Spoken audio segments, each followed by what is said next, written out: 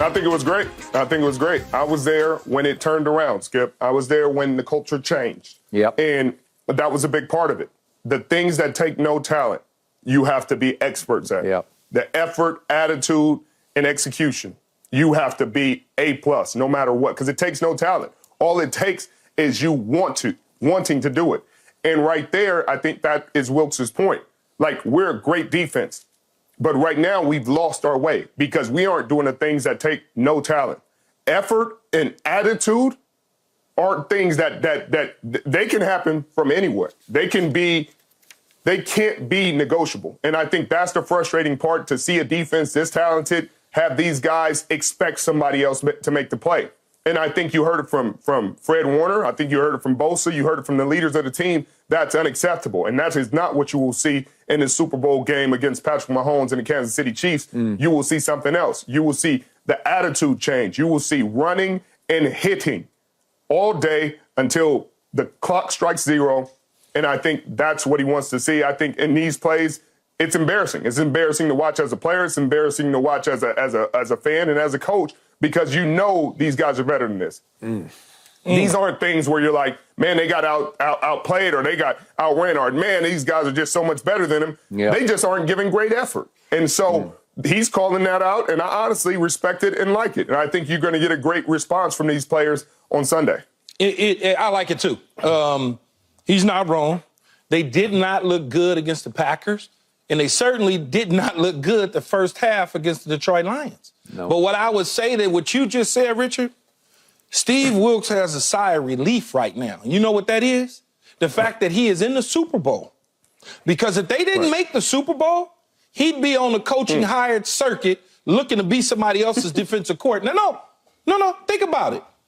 No, He knows. you're telling the truth. He knows that in that first half, when you look at the numbers of 18 first downs, 5 of 7 on third downs, total yards of 280, rushing yards of $150, okay, passing yards $132. If you duplicate 3/3 of that, whatever, all right, you duplicate that in the second half, he's probably going to be fired, okay? That's probably the case, because when you go down, when you come from up top and you go down to the sideline, and then you make these adjustments in the regular season and they look okay, but then when you get to the postseason and you are now on the sideline looking like you at the top, they're not going to say that the players are loafing.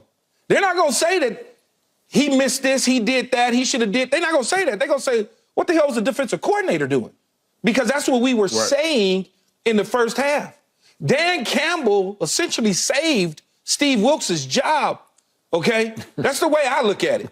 Because I know, Skip, think about it. Dan Campbell saved Steve Wilks' job to live to see another day. Yep. Okay? Because if he had took care of business in the second half, it wouldn't be San Francisco in the Super Bowl, although it is. It would be the Detroit Lions, and Steve Wilks would be in the unemployment line. That's because guess who they going to blame? That's the truth. They going to blame him. They're not going to blame Chase Young and Nick Bosa and Diamador Lenore. They're going to blame him. That's all I'm saying. So, yes, it's a sigh of relief. And he wanted to put that out there without saying, hey, man, y'all going to get me fired.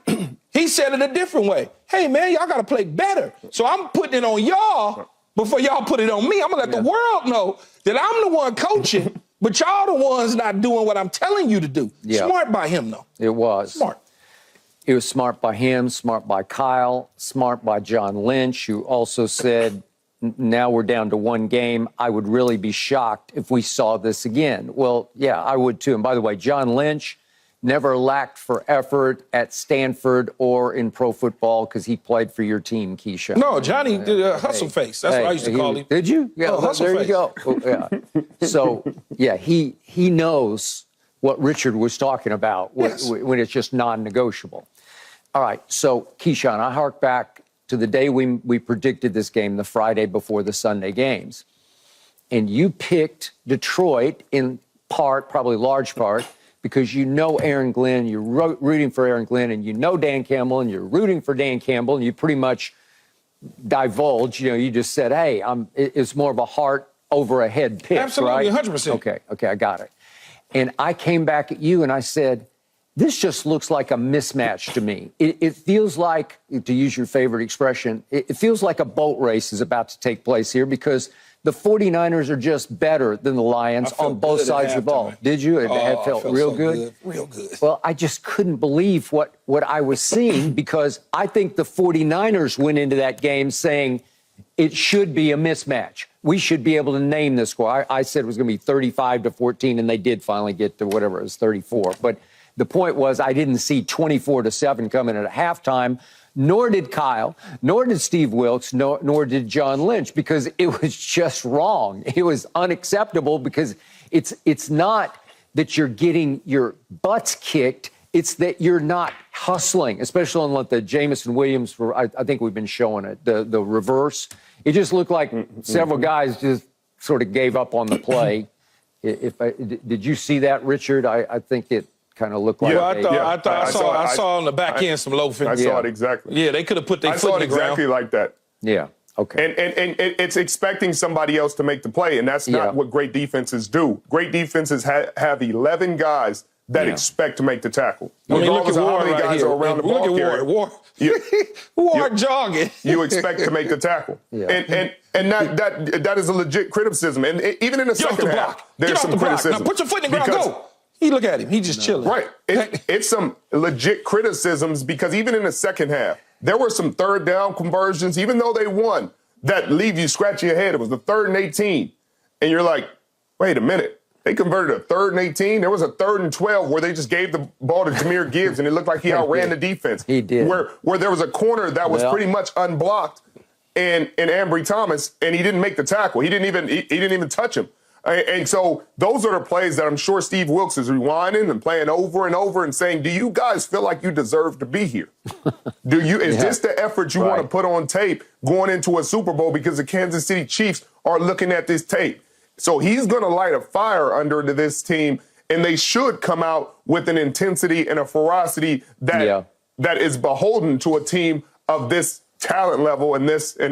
Yeah. I mean, they're probably the most talented defense in the playoffs, and they should have been playing better than this. And you can't win like this if they're playing this. That's what I was about to say, though, but I let it go because Baltimore ain't in the playoffs no more, so I let it go. Okay, that's fair. I just let it go. I heard what he said. I mean, I don't think I'm slick. I'm saying if I go line for line, I meant what I said, Baltimore included.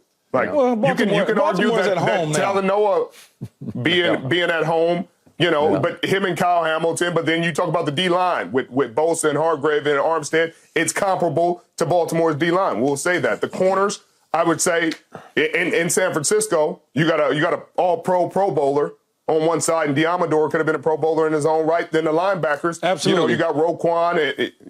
They're two good sets of linebackers, so I'd say they cancel out. No, they are. It's more comparable than you think. It is close.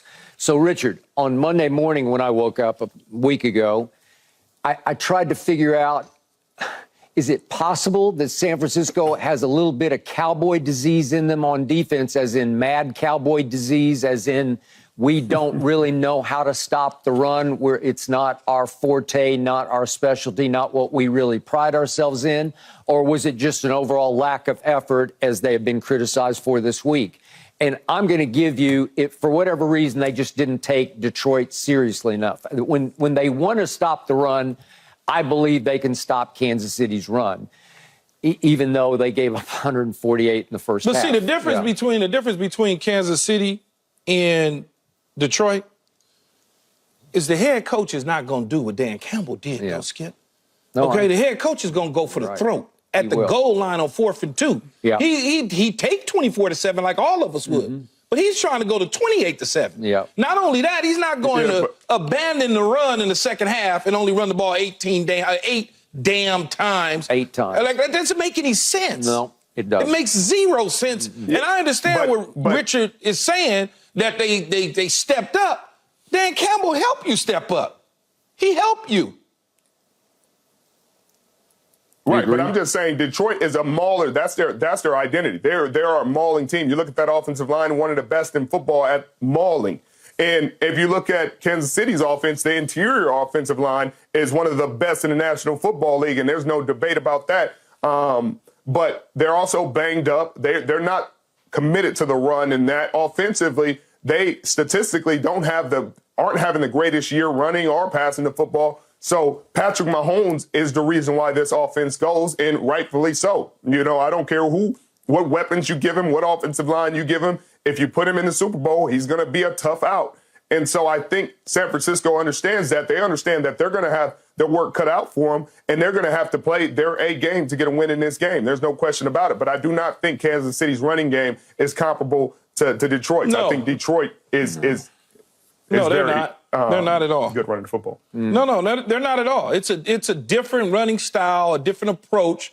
Although I would say Pacheco could rip off some nice 15, 20-yard hard run games. He might. You know, he might do that. Yeah. My whole point is Andy Reid and Patrick Mahomes up 24-7. I can't see them surrendering a lead. Many coaches around the National Football League that has the Andy Reid sort of pedigree or in that situation and understands clock management and how to do certain things.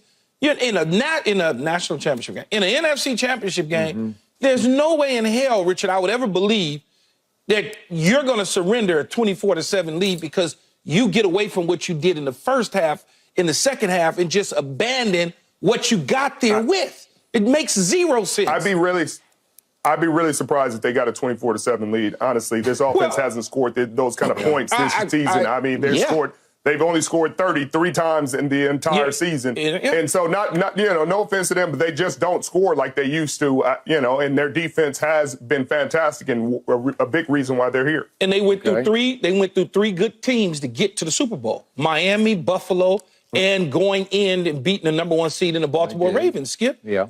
You can't assume that you just going to run through them because if I remember correctly last year, Skip, is different Steve Wilks, same defensive players, different defensive coordinator. Kansas City goes into Candlestick and unleashes on them with the same offensive players, except they just added Rashee Rice, who's having an amazing playoff run.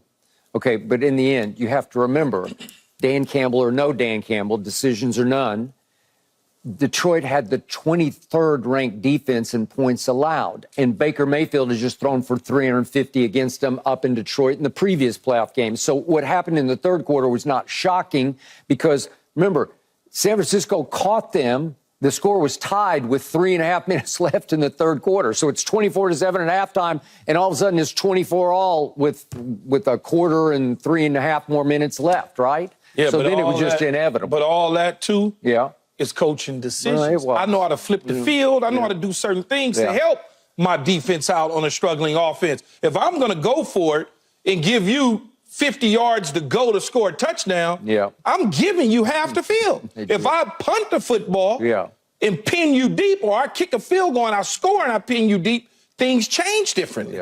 That's all. Gotcha. Thanks for watching, Undisputed fans. Do you want more highlights from the show? Make sure to click that subscribe button for all the exclusive content from Undisputed.